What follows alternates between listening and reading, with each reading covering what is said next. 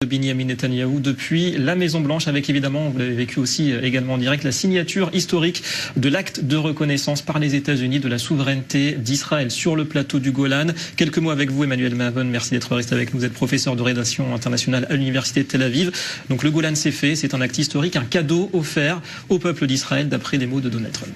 Oui, enfin, il faut bien aussi mettre les choses dans leur contexte. L'acte qui a été signé par Donald Trump, il ne s'agit pas non plus d'une législation du Congrès américain, c'est une reconnaissance importante pour Israël, tout à fait importante.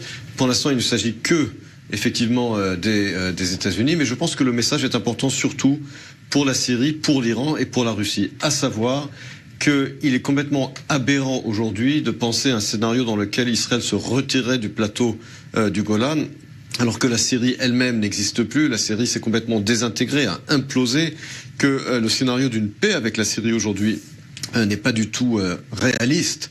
Peut-être qu'il l'était dans le passé, mais il ne l'est pas du tout aujourd'hui. Et il y a des changements territoriaux au Proche-Orient qui sont devenus, qui font partie de la réalité aujourd'hui. La Turquie, par exemple, qui s'est déclaré être choquée par cette reconnaissance américaine, mais la Turquie elle-même s'est emparée de la région de l'Alexandrette sur le territoire syrien.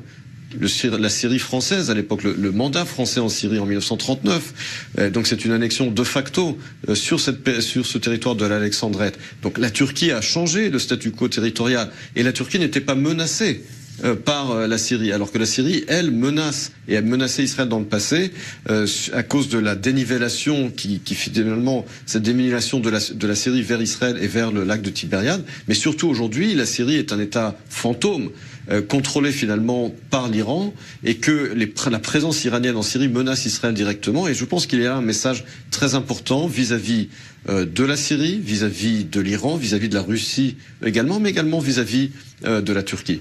Merci beaucoup.